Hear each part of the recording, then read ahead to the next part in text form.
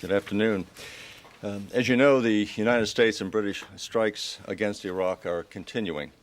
From the beginning of this operation, we've been careful to set realistic goals. We've also been careful not to either overstate or exaggerate the results as our intelligence analysts study the very preliminary data. However, I want to stress that this military action is substantial. It is inflicting significant damage on the 7 target categories that we have selected.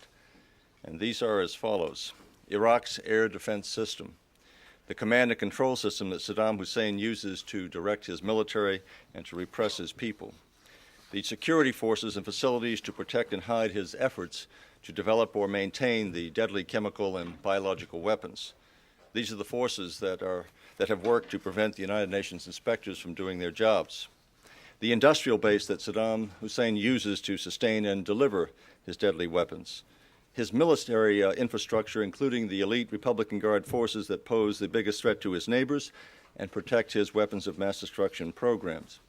The airfields, and a refinery that produces oil products that Iraq smuggles in violation of economic sanctions. I'd like to focus on 2 areas where our strikes have substantially degraded Saddam Hussein's warfighting capability. The first is Iraq's ability to deliver deadly weapons. We estimate that Saddam's missile program has been set back by at least a year. And I'd like to offer just another word pertaining to descriptions of damage done. When we talk about moderate damage inflicted, I think that has to be kept in mind in terms of its comparison. When the federal building in Oklahoma City was bombed, the initial photographs, satellite photography that had taken place, described that damage as being moderate. I think we all understand how much damage was in fact done to that building, even though it was described as moderate at that time. The elimination of the ability to deliver these deadly weapons is one of the jobs that Saddam's security forces prevented the UN inspectors from performing. So the second area where the damage has been substantial is the command and control system. This network of communications, intelligence, propaganda, and security service headquarters has been significantly damaged. Saddam may rebuild and attempt to rebuild some of this military infrastructure in the future, just as he has replaced many facilities, including lavish palaces after Desert Storm. But we have diminished his ability to threaten his neighbors with both conventional and non-conventional weapons. In closing, I want to again call attention to the superior performance of both the United States and British forces. This action demonstrates the quality of the men and women we have in the military. They are well trained, they are well equipped, they are well led, and we owe them a great deal of gratitude.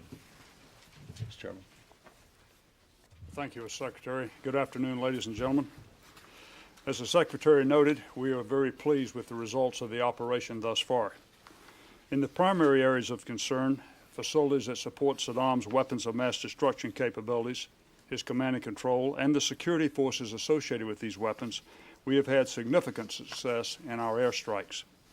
However, it does appear that we've got to do a better job of translating the arcane science of battle damage assessment into plain English so that you can all relay the information more effectively to the public. So the burden is on us. The burden is to make a complex subject more understandable. On the plus side, as you will see in just a few minutes when Admiral Wilson briefs, I believe the numbers themselves are clearer today because we've had additional time to conduct our assessments.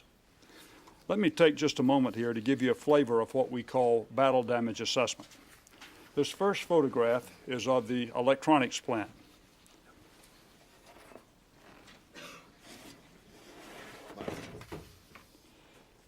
Here you can see 3 different impacts. The one on the left, our analysts assess as moderately damaged. The one here on the bottom, we assessed as destroyed, and I think you can see why. Basically, it's been rubbled. The last one on the upper right, you can see the crater near the corner of this building. Our analysts assessed this impact as having produced light damage. But to put this in perspective, I'll show you some other facilities where we saw explosions outside of buildings that were much smaller than the explosions caused by this weapon. Give me a second photo. I'm sure you recognize these as our 2 embassies, the one in Tanzania, the one in Kenya. As you can see, when you have a chance to get a different angle or a ground view, your sense of damage can be quite different. Our analysts classified this damage as light to moderate when all they had was overhead imagery to go by.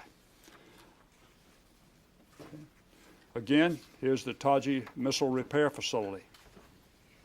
It contains a series of buildings, but we only went after selected targets within the compound based on intelligence as to which ones had elements that were critical to the process. This one was assessed as moderate damage, as was this one.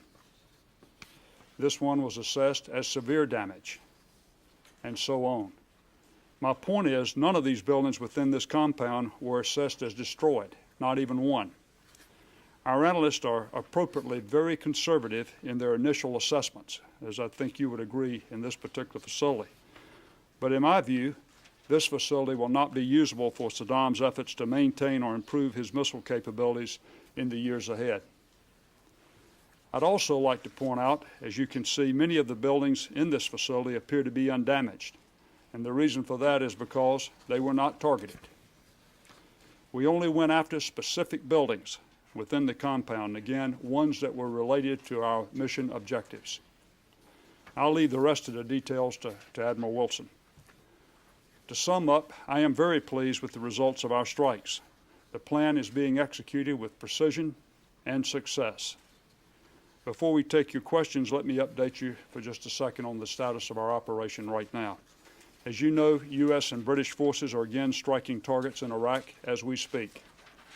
To update last night's actions, all of our pilots and our air crews returned safely from yesterday's airstrikes.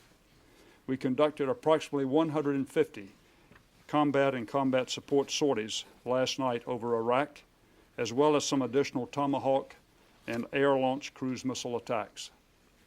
While the Iraqis have not aggressively employed their substantial surface-to-air missile systems, we have encountered heavy anti-aircraft fire. Finally, I'd like to say again that we can all be proud of the way our men and women in uniform have carried out their assigned mission. They are superb professionals, as are those that are right now in the crisis response force that are starting to deploy even as the holidays approach. And I might add, as are all the members of our armed forces. My thanks go out to them and their families. Thank you. General, can I ask, you told us before that I believe 70 targets have been. How many targets have now been hit? And, Mr. Secretary, are we nearing the end of these raids? We're up in the 90s right now. In the Targets, 90s? numbers of targets struck. And, Mr. Secretary, are we drawing close to the end of this? Well, the operation is going to continue until the President decides that it has been completed, and so it's still underway. General, excuse me, sir. It would be very helpful, certainly to me, and maybe some of my colleagues might ease some of this confusion. If you could give us, and you did in a sense, gave us the number of missiles in that they were more than were fired during the Persian Gulf War, but if you can give us a percentage as it's analyzed of successful strikes, and also the percentage of the manned air crews with the smart bombs, dumb bombs versus the percentage, so we can get a batting average here of how well we're really doing. I mean, this is helpful, but it doesn't tell us the full story. Well, all of that will come out as part of the post-analysis that we're doing. Right now, I know the numbers of missiles fired, I know the numbers of sorties, but in terms of specific ones that have gone against each target, that'll require a lot more detail than I could give you right now, and we will provide that later on. Follow-up. Can you give us then, sir, if you would, the number of missiles to date, including last night's raid that have been fired? We understand that missiles were fired both from, as you say, aircraft and ships. Do they include the new carrier battle group that's in the Persian Gulf? The new carrier battle group in the Persian Gulf is capable. It's combat ready. It's perfectly capable of participating in the strike, but because it's an ongoing operation, I will not comment on whether or not it has been employed as of this point. And in terms of the exact numbers of missiles, as I said, once the operation has been, we've achieved our objectives, and then we'll share that information. Just ballpark, sir, if you would, just ballpark. We're talking 300 versus 100 air launch the other day. Is that figure acceptable to you? 300 plus TLAMs plus 100 plus CALCAMs? Let's say you're in the ballpark. Secretary, was there any specific item that has been targeted in this operation that you believe has stopped Saddam Hussein from actually attacking his neighbors? Was he very close to using these unmanned vehicles supposedly to spew some chemical weaponry anywhere? Well, that's always been one of our concerns, to the extent that he would have so-called UAVs, or take aircraft that could be loaded with a chemical and then launched on an unmanned basis into one of his neighboring countries, has always been of a concern to us. But was he very close to doing that, or Well, how far along in development was he? Well, that's an intelligence matter. We were concerned about it. Can you tell us, are you doing any restrikes? Yes, we have done some restrikes. Secretary Cohen, there are reports from the Middle East saying that the UK and the US are very close to the cessation of the bombing. Have you achieved your objective from this bombing? Are you stopping soon? Well, as I think I indicated, the mission is ongoing, and it will stop when the President orders it to stop. Are you going to report to him that you have achieved your objectives? We will continue to apprise the President on a regular basis where we are in carrying out the mission, yes. You just been broadcast that they will not have the weapons inspectors back, that this military action has moved the situation on. And so what is your reaction to their declaration? Well, the one thing that was left out of their equation is that the sanctions will remain in place. They will remain in place until such time as Iraq agrees to fully comply with the Security Council resolutions. So that will require inspectors to return and to complete their job. Otherwise, the sanctions have to remain in place. Secretary Cohen, you seem to be a bit on the defensive today about the portrayal of the results of the bombing campaign so far. Are you presenting a more rosy picture today, because in order to call a halt to this campaign, you have to be able to say you met your objectives?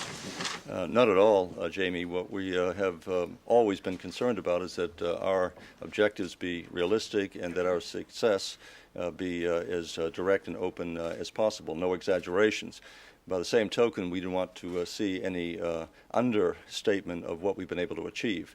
Some have characterized moderate damage as somehow being less than successful. What we tried to point out is when we make these preliminary assessments, what looks either to be light or moderate cannot be calibrated in terms of normal understanding. It can be and will be shown, I believe, to be much more severe. The reason I mentioned the Oklahoma City bombing was that the satellite photography initially said that was moderate. That building was functionally destroyed.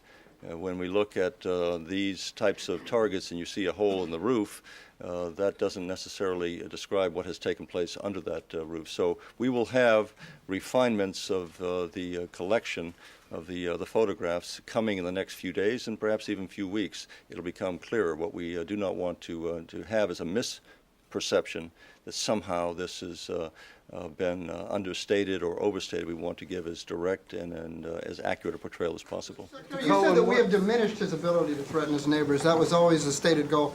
Is there a target document or something somewhere which says we must diminish it by such and such percent or by so many years of retarding his We don't ability? talk in terms of percentage or years. We look at the targets that those facilities that can pose and do pose a threat to the region, and we act accordingly. But we don't do it in terms of... Obviously, it's been a vague formulation, and deliberately so, and I understand that. But I'm not asking you to get more specific, but is there somewhere an understanding of what these vague terms mean operationally? To diminish, to degrade, Well, what does this mean? As I indicated yesterday, this is a very large country with facilities spread throughout a country the size of the state of California. We have selected those targets which pose the greatest risk to the region, both from a chemical, biological, and indeed even potentially nuclear capability and the means to deliver them. We believe that we have inflicted substantial damage upon his capability to do so. Mr. Secretary, can you give us an assessment of the damage to the security forces, particularly as regards their ability to conceal weapons of mass destruction and protect Saddam Hussein himself? I think it's too early for us to make that assessment. We don't have sufficient information at this time. Mr. Secretary, once once the the airstrikes end, southern Mr. Iraq. Secretary, once the airstrikes end, Mr. Secretary, the inevitable question will arise, what next? You, the President, and today Prime Minister Tony Blair talked about this policy of containment. Well, just how do you envision this policy of containment being enforced, and to what extent will that involve the U.S. military? The policy of containment will continue the same way it has continued in the past. The policy of containment has been successful. He has been contained in moving in the north or the south. He has been contained in terms of rebuilding his military capability to the best that we can determine, to the level it was prior to the Persian Gulf War. What we intend to do is to make sure that that containment policy stays in place and that he comply with those Security Council resolutions. We will keep our forces in place as they've been in place for a number of years now. We will be at the ready should he try to reconstitute those facilities or pose a threat to the region. We'll be prepared to act again in the future. If I may follow, but without inspectors inside Iraq, will the U.S. military role be increased? Will additional forces or activity on the part of the U.S. military be required? We will have sufficient forces in place to take whatever action will be necessary. Mr. Secretary, you offered one qualitative measure 1 year on rolling back his missile R&D program. Do you have any other qualitative measures from this campaign? How far you've pushed back him rebuilding command and control, air defense, chem bio production? Any other qualitative measures? I think it's too early to tell at this point. We've tried to show through some of these photographs the facilities that have been substantially diminished and degraded, and in some cases destroyed, in order to indicate that it may take a year or longer to rebuild them. That would pertain also to his missile production facility and several others. So, is what we've achieved here, with all due respect, simply halting Saddam for a year? A year or more it would take to rebuild any of these facilities, and I wouldn't want to minimize the impact of the containment policy. It'll be much more difficult for him with the containment policy still in place to rebuild any sooner, and it may take him much longer. Can you characterize your success against Republican Mr. Guard Secretary, units? are you even going after his chem and bio research and development and production facilities insofar as you know them? The industrial base you talked about, you've still concentrated upon delivery means, rather than, you talked about sustaining, but mainly delivery means. Are you actually going after the R&D and the manufacturing facilities? I thought we've indicated consistently in the past that it's very difficult to try to target biological facilities, manufacturing facilities, since it could take place in a room the size of this one right here under the roof of any building. What we have tried to focus upon are the means to deliver them, to the extent that we have specific information on facilities that are dedicated solely to that objective. Then we tried to take that into account. But Anscom, sorry, can I follow up? Anscom did destroy the facilities which were solely dedicated to the military effort, but they chose not to destroy buildings which had a civilian purpose, as veterinary medicines, a pharmaceutical plant, a brewery, and so on the grounds that they were dual purpose. Why aren't you destroying them?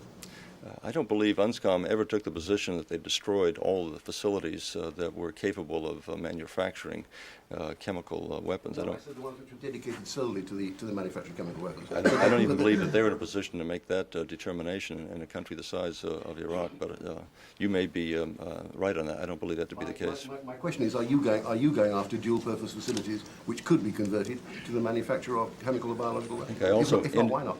I indicated yesterday that we did not target those facilities that are dual-use capable because of the concern that we have for the amount of damage to innocent civilians. General Shelton, can you characterize But Mr. Secretary, if you target them at night, why, and they're civilian plants, why would they have anybody there? Well, the facilities don't have to, people don't have to be in the facilities in order to do damage to the area itself. We took that into account. We were not going to engage in acts which could result in many, many deaths to innocent people. Mr. Secretary, can you characterize the degree of success of strikes against Republican Guards? Excuse me, Chris. Okay, you go first. There are reports coming out of southern Iraq of uprisings, disturbances, roads being blocked, possible Shiite uprisings down there, possible involvement of military forces down there. Can you tell us what you know about that? I don't have any information to that effect. I don't have any additional information. I've heard only what I've seen in the press. Commander-in-Chief has... Go ahead, I'm sorry. Can you characterize the degree of success and the focus, perhaps, in the third night of strikes on the Republican Guards? Well, we have targeted the facilities that are either occupied or utilized by the Republican Guard forces. And we'll have to make an assessment after this campaign is over to determine the extent of damage. Substantial, though? It's not in the substantial. Well, I think if you look at some of the, you're going to get a briefing on this. If you look at some of the facilities, you'll see it's substantial. The Commander-in-Chief has been impeached on 2 articles, sir. What's your reaction to that? And I understand you're going to be over at the White House a little bit later. What's your feeling? Well, he's the Commander-in-Chief, and we're going to continue to act accordingly. We're going to carry out this mission. He is going to make the determination as to when it's complete, and he will continue to function as Commander-in-Chief. What do you make of the lack of Iraqi military response so far? I think we can't make any characterization of it. They may be pursuing a policy of just writing it out and hoping that they can change public opinion, but I would point out that many countries have expressed not only the support for the United States Great Britain having to carry this out, but have placed the blame squarely upon the shoulders of Saddam Hussein. President Chirac spoke on this issue yesterday, indicating that Saddam Hussein has brought this upon himself. Mr. Secretary, yesterday you used the word satisfied, which is not a particularly strong word, and maybe that in line with some of the misunderstanding. The chairman said pleased. Would you like to change your characterization? When one said, by saying that I am satisfied we have carried out a sound military operation, I think that would indicate the degree of I don't like to use the word pleasure. This is not a pleasant affair at all. This is very serious business. And so when I say it's satisfied, I think that they have achieved the goals that have been set out for them. I am satisfied that we have the finest military in the world. I'm satisfied they've done a very professional job. And I think it's important not to engage in words that might be misinterpreted. I think satisfied reflects. What about collateral damage to civilian targets? Do you have any plans to use ground troops, and if you don't, what are the circumstances which you can use them? I'll let the chairman comment on that. We, of course, have ground troops as a part of this operation. They're on the ground in Kuwait right now, designed to help defend our GCC partners, specifically Kuwait, the threat against Kuwait. And that's as far as I'll go with that. We, in fact, have them on the ground. They're in place. They're prepared. You said that the object of these raids is not to destabilize Saddam Hussein's regime. And yet these strikes against the Republican Guard are likely to result in that. Do you still say it's not an object of the threats, and do you expect or hope that it will destabilize? What I've indicated, the goal was to degrade his military capacity or capability of threatening his neighbors conventionally or with weapons of mass destruction, to the extent that we attack those forces who are in charge and help him either conceal, move, and transport and maintain these weapons of mass destruction programs. Then that can have the consequence of degrading his forces and his stability. But our objective is to go after the capability itself. That could be the consequence. That remains to be seen. Sir, why is it your objective? Why is it not your objective? Why is it not your objective? Will we see you tomorrow, Mr. Secretary?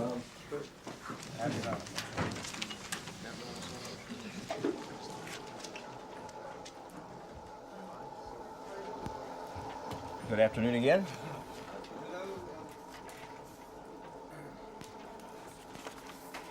I'm going to show a little more gun camera footage, once again from the F-14s and F-18s off of the Enterprise.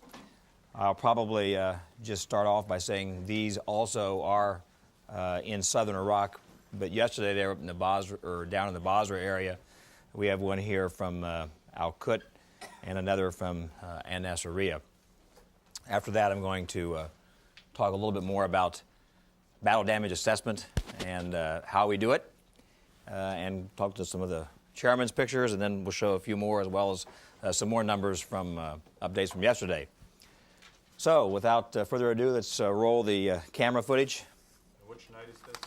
I think this was on night 2. This is Al-Qut, F-14, GBU-12, laser-guided 1,000-pound bomb against the barracks and brigade headquarters of Republican Guard units in the Al Qud area. Second view. Those are the same barracks. Yeah, there's multiple aim points in the same barracks. That's correct. Probably were more. We just showed two here. This is An-Nasiriyah, a military cable repeater station, which is an important part of the integrated air defense and command and control network. And this is an FNA-18, also firing a GBU-12. How many of these targets were struck during the Persian Gulf War? Were these all rebuilt since then, or are these struck before? We certainly struck the same areas and some of the same facilities and kinds of facilities during the Persian Gulf War. In some cases, we would have facilities that are repaired, some new facilities and things like that. Really haven't gone back and examined the entire target base now compared to what it was during the Gulf War. How many Republican Guard facilities have you hit overall? They're on one of these charts, and we'll come up with them here in just a second. So, you can also probably tell by the different size charts that we're stressing out our ability to produce graphics. We try to color code them for you so you can see the more important severe and moderate damage. But the SAMS and Integrated Air Defense System Battle Damage Assessment continues. Once again, I really would like to strongly emphasize that these are supporting targets. There really is no long-term need to hit SAMs or integrated air defense for the sake of hitting integrated air defense systems. These systems are important to suppress, degrade, or in some cases destroy to support the strikes. We have a lot of assessment ongoing. These are mobile targets. They get up and move sometimes every 12 to 24 hours. It's a little bit of a pea in the shell game. But the main thing about the SAMs and integrated air defense system is that to date, fortunately and gladly, we have been able to fly in the system and not been successfully engaged by any of the Iraq air defense systems. And so we've had some radar emissions, but no reports of significant lockups or engagements that caused great concern. Have there been any harm shoots against any Iraqi? I've not been briefed of any harm shoots. I don't want to say there hasn't been any. I'm not aware of any. But no SAM launches? I don't think there's been any strategic SAM launches, SA-2s or SA-3s or SA-6s. I feel relatively certain that there have been what we call man-portable air defense systems, man-pads launches, and perhaps some smaller mobile tactical SAMs, particularly in some of these areas in close to key targets where they have a concentration of air defense. You saw on television all the air defense systems and the AAA, and I think it's more than likely that there were SAMs launched in those areas. Can you quantify that at all? A few? A lot? There's a lot of AAA for sure, and I don't have a number. I cannot quantify the number of possible SAM launches. In fact, it's really my assessment and my educated guess that that's occurred. I can't actually say for sure that it has. But no aircraft has been hit? No aircraft has been hit, to my knowledge, as far as by anything that I know of. None lost, for sure, right? As of the time I came down here, none was lost, and we certainly hope it stays that way. Iraq has been claiming that crews have been shot down. Is there any evidence of that? No evidence of that. Let me finish this briefing, and then we'll get into the questions, okay? Thanks very much. Okay. Command and control. We have updated this number here. You see additional command and control facilities were attacked. We have done a very good job against this target set, and you can see it's been significantly impacted. Secretary Cohen indicated what those were. Leadership, command and control locations, military command and control, the intelligence services, and some of the propaganda and transmitting facilities. Next slide, please. This was a target that was hit very heavily in the first night, as you recall, the WMD security. We have continued the battle damage assessment work, which is even now still in what I would call preliminary stages because, frankly, the operation is not even over and we're still doing a battle damage assessment. You can see we have gotten more information on these targets and upgraded, in some cases, the level of damage to moderate or severe, depending upon the kind of information that we got. It says assessment in progress on, that's because maybe some of these have finished phase 1 or even into phase 2, BDA. It hardly ever finishes because we go back for weeks and months in a third phase of assessment to try to get all the details about weapons impacts, locations, and performance and things like that. Next slide, please. UMD security. I'm sorry? What is are you talking about the Republican Guard? These are more the Special Republican Guards, the Director of General Security, the Special Security Organization. Those are the kind of targets. Certainly the Republican Guards can be involved in that, but it's the SRG, which we believe is certainly more involved in that mission of thwarting UNSCOM. I'm sorry? Any casualty estimates for the Special Republican Guard? I don't have any casualty estimates at this point in terms of personnel casualties.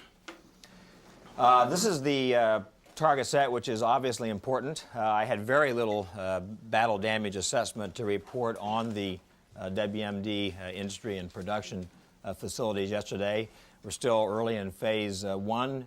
We continue to make the assessments, but I think you'll see by some imagery we'll show you now and probably later today or tomorrow or this week that we've had some very significant successes, in particular, as Secretary Cohen indicated, against the weapons, the missile systems and the R&D systems that will support the delivery of weapons of mass destruction in the future programs. Next slide, please.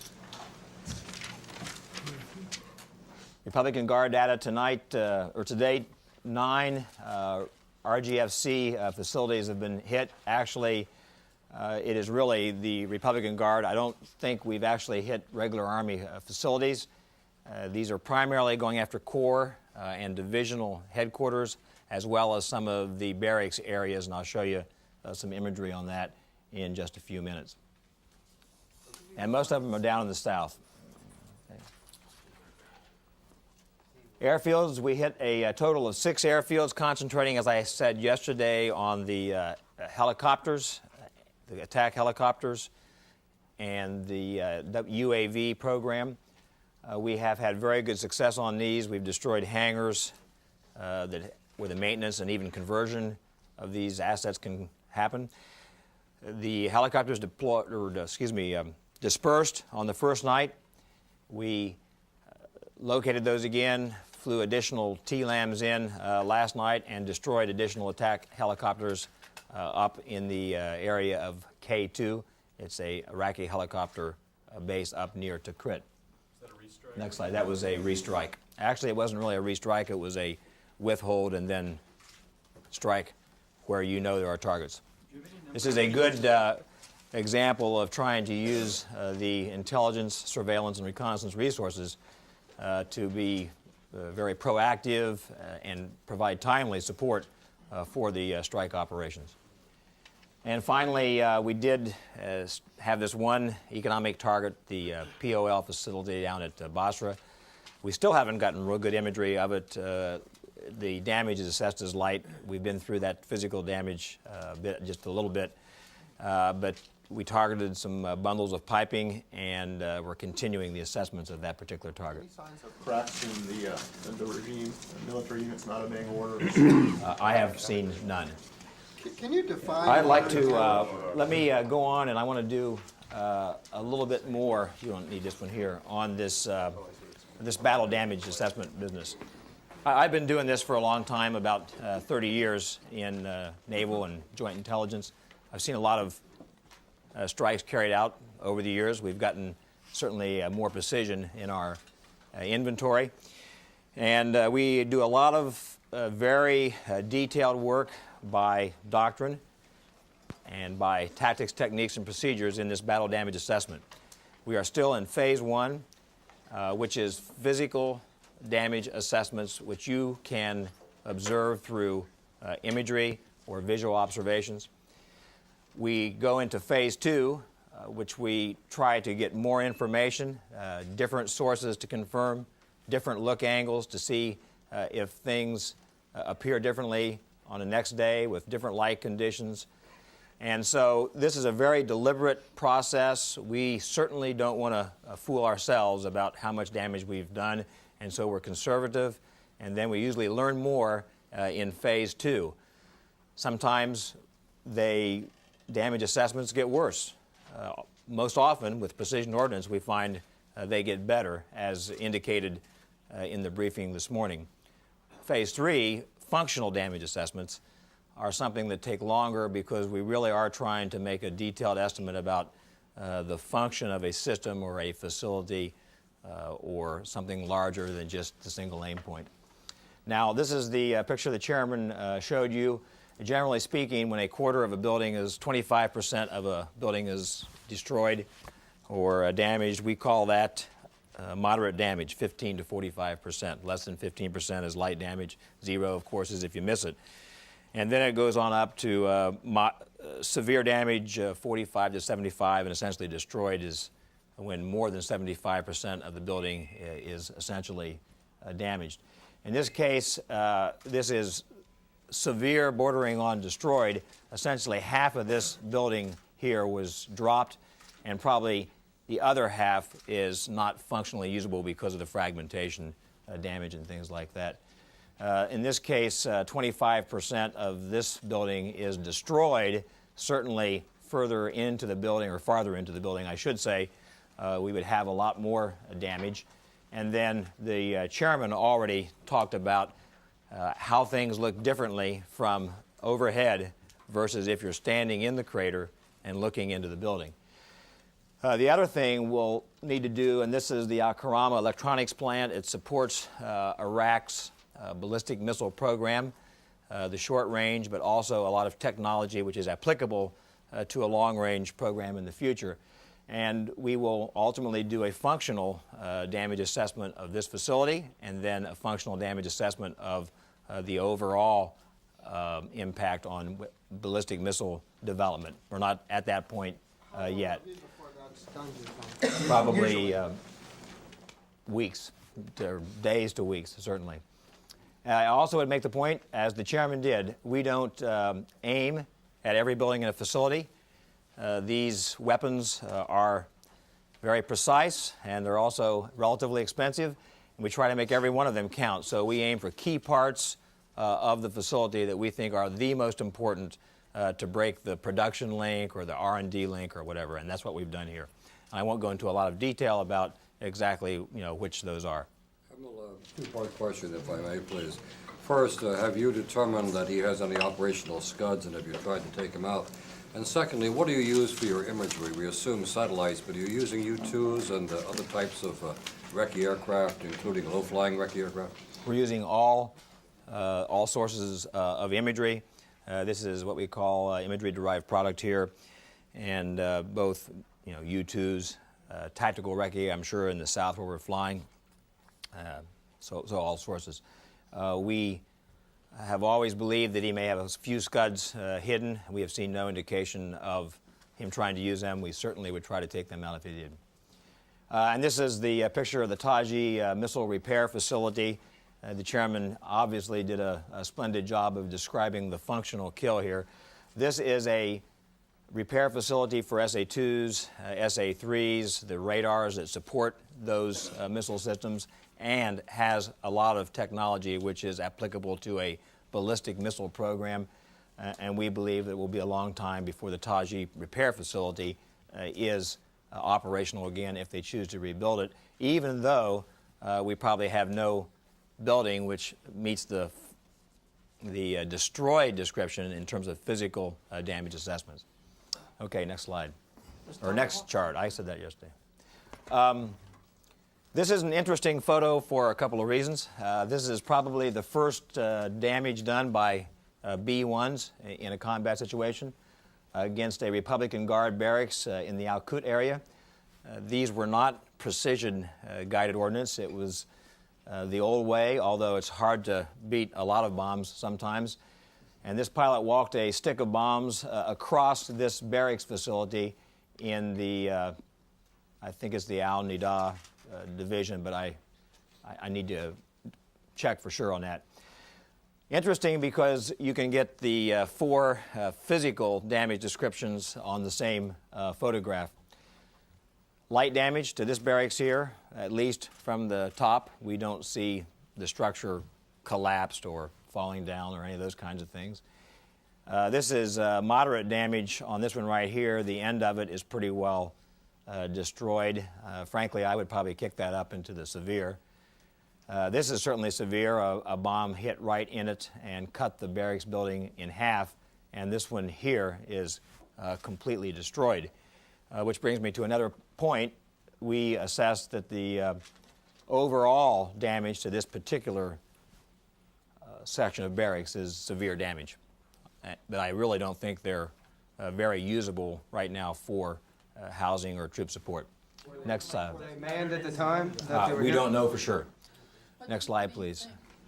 Pardon I me? think you achieved surprise in this particular hit. I think that this strike was conducted about as quickly as could be ever done in the scenarios we faced in Iraq in the last few years.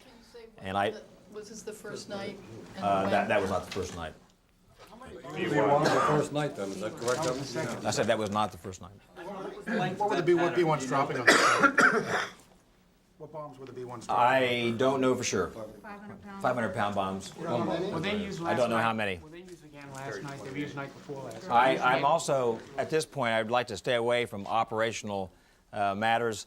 I'm the J2 doing a lot of intelligence work, doing a lot of battle damage assessment, and I want to leave the operational details for the J3 to discuss because he really does have the detailed knowledge about those.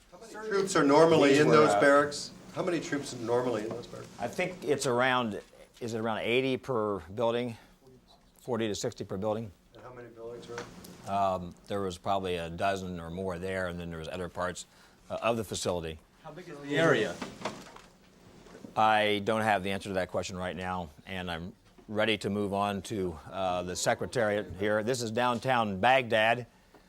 This is an example of precision strike and hopefully some precision intelligence. We believed that this section of the building housed important command and control capabilities.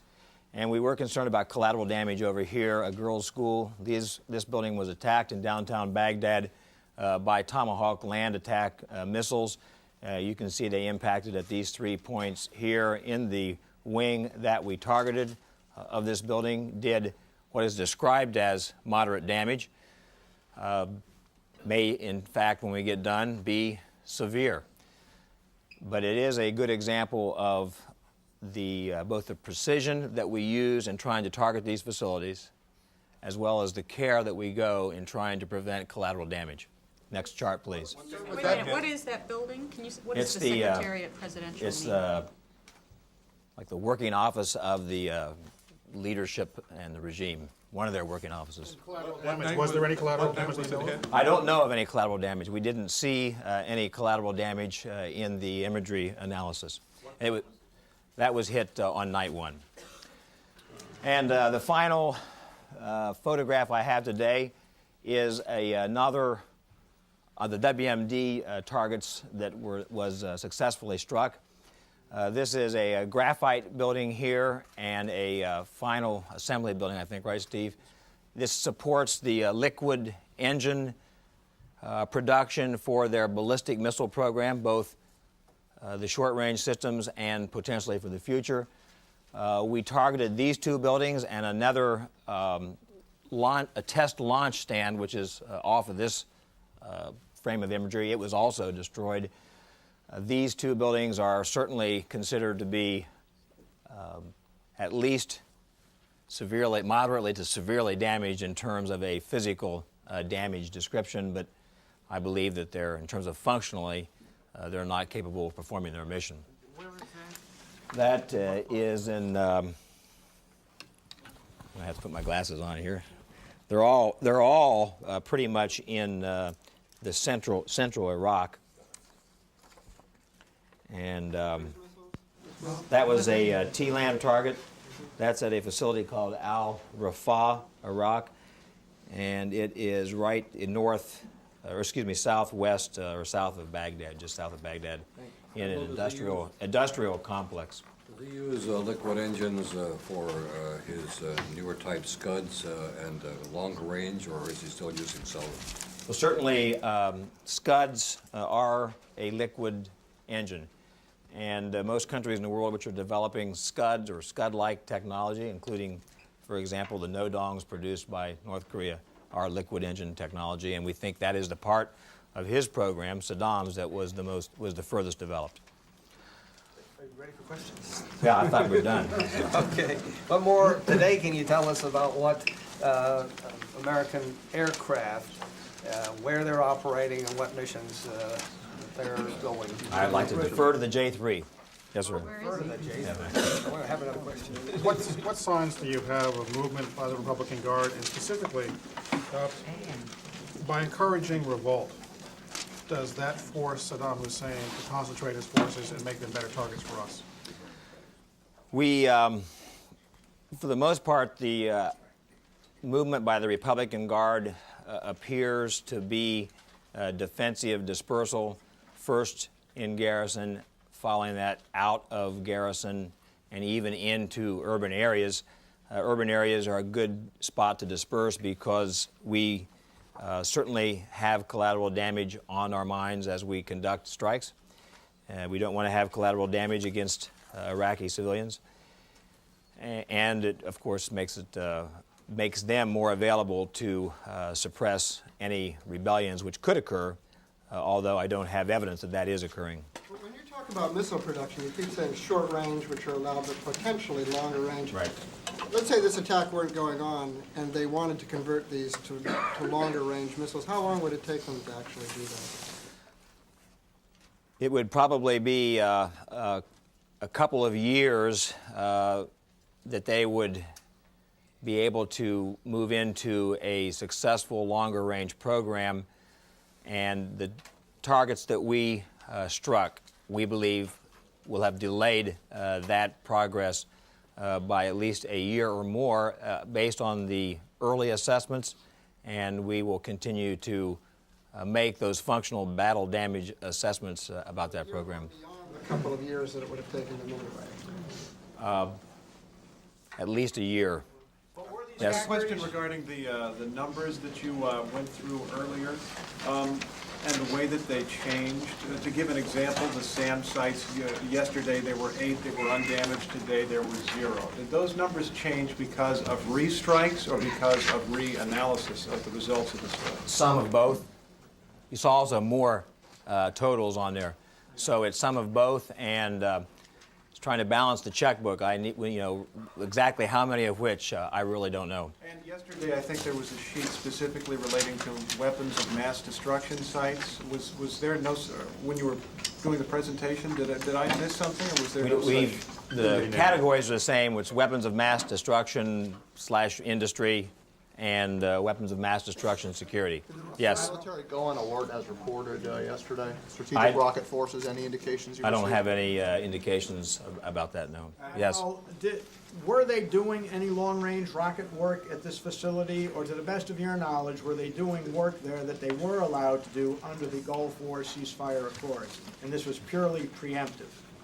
I believe that the answer is both. They were doing work on a short-range system, and they had designs to develop the R&D and the capability to rapidly produce good long-range missiles in the future. So in that case, it was somewhat preemptive. Having designs is one thing, and doing it is something else. And doing the computer modeling, the electronics development, the liquid engine propulsion development and refinement, the bending of the steel and metal. I believe that the techniques and the capability to make longer range missiles and to improve their skills in that regard was clearly underway in these facilities, yes. You showed us another missile. It might have been a different part of that same Taji missile facility. You had the fabrication thing, you had the final assembly, and you showed us a computer center that didn't look like it had been, might have been hit a little bit, but not much. Did you go back and get that? Is that where they have supercomputers? I don't recall specific Phase 2 work being done on that facility. I did have a picture of a facility called Ibn al-Haytham, and we had 2 destroyed buildings that you'll recall on that, and another large building that was intact. We got another angle view of that yesterday in Phase 2 that showed essentially the side blown out of that intact building, the other side blown out that had been in shadows. Have you seen a quiet posture on the part of those forces that have been leafleted? Has that effort continued, and have they maintained a... We have not seen any aggressive behavior by the forces that were leafleted. The force of uprisings in I call it Lady in Red. Thank you. 1 year doesn't, setting something back 1 year doesn't, to me at least, sound like a whole lot. Maybe that's because I have the wrong expectations. Is that sort of the best you could hope for in a totally I think that destroyed? reflects this is, I would like to emphasize once again, we are in the preliminary stages of battle damage assessment. The operation is still ongoing. We haven't gotten deeply into functional assessments, but based on the trends of the analysis, the precision that we see, the targets that are being hit, we believe that we'll set back the future development by at least a year and probably more, and we need to do additional analysis before we discuss that further with you. Thank you very much. Thank you, sir. Thank you, Admiral. At Tampa.